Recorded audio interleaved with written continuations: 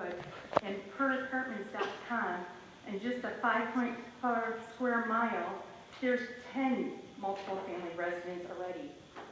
Isn't that enough? Yeah. The area was researched from Inkster to Pardee, from Witt to Northline. There's plenty of vacant spots that's already there. You don't need to be cutting down more. The woods behind the Fox Cross subdivision is home to many different kinds of wildlife. We've seen countless deer, rabbits, squirrels, possums, raccoons, coyotes, skunks, all kinds of birds, ducks, geese, and even snakes. What happens? Yeah, eagles, yes. What happens when the woods are cut down? Where will the wildlife go? That's their natural habitat too. Many of the residents of the Subcross subdivision believe that parts of the woods are even considered to be wetlands. We've talked to a lot of residents that are the original owners, and they say there's wetlands back there that should be looked at. And according to the City of Taylor's master plan, which I have, and highlighted several things, Taylor is supposed to be known for being a city of trees.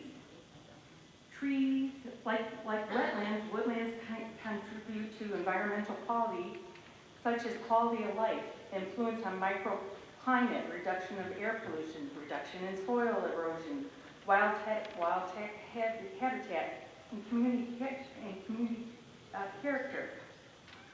Lastly, on the Taylor City Master Plan, on the natural resource map,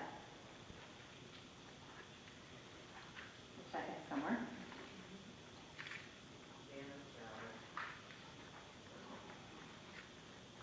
it appears that there's a 100-year floodplain that runs directly through the proposed rezoning property.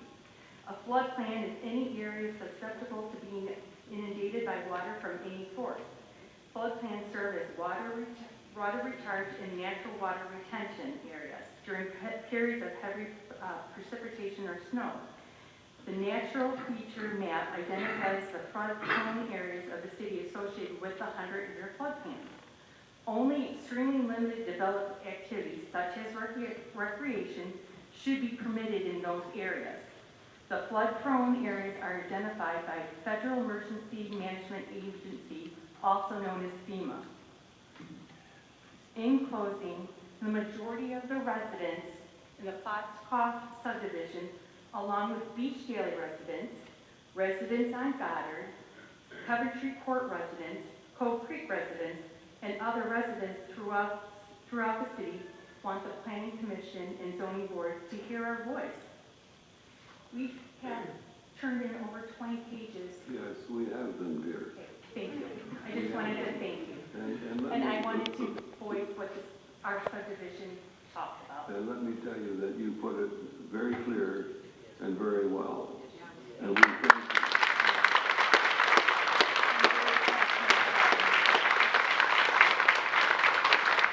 Thank you for your time. That's all right. Thank you. Yes, sir. You'll step forward, please. Good job. My name is Tim Daly. I live at 9425 Continental, and I've been in this city since 1962. But I distinctly remember the gentleman asking you your name and the state where you live. You conveniently dodged that question. Where do you live? Sir, Okay. sir, you need to address the board, not the commissioner. Excuse me, I'm going to have a seat. Excuse me.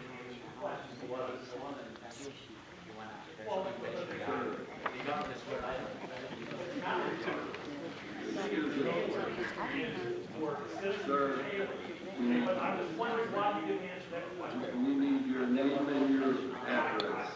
Tim Daly, 9425 Continental, and I'm here in the city. Yes, sir. We appreciate that very much. And I just want to know if you learned anything from your legal work. I mean, I've watched this city go from Sure. dirt road. As I have too. Speak into the mic. And what it's turned into now. And of course, everybody here does want our neighborhood.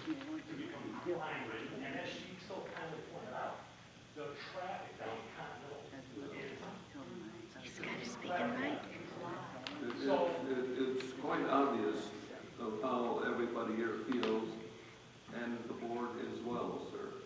Okay. So I don't, and we appreciate that, sir.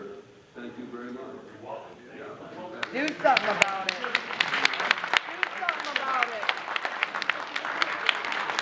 Yeah, do something about it. Hi, my name is Debbie Stellini. I live at 10215 Continental Drive. I've lived there since 1993, and I concur with what has been said and appreciate all the time that you guys have put into this study and the rezoning issue. I have a few questions, though, and I'm going to direct them directly to the chair. When we moved in 1993, we were told that those two parcels of land were mitigated wetlands from when they built Foxcroft. So that all at one point was mitigated wetlands, is what we were told by several people. We looked at over 30 houses in Taylor before we chose that house to live in.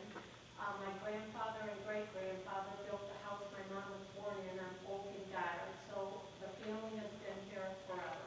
We're lifelong Taylor supporters.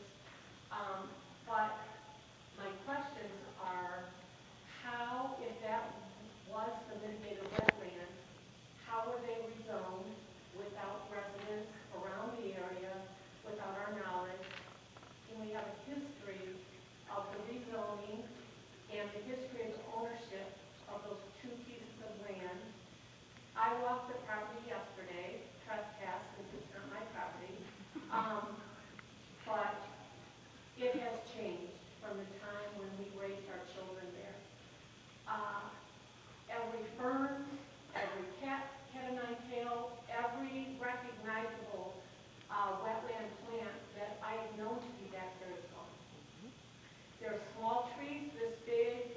They formed a path from, somebody did, from the apartment, the north end of the property, down behind our houses, and there's small logs, so that whatever vehicle they use to take those trees down, that's already been done.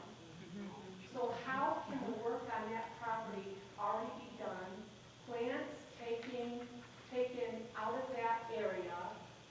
There once was a huge wetland area where shoes would be totally muddy most of the year walking there. Is no longer there. Has there been a wetland study of the soil? Because the plants are gone. Somebody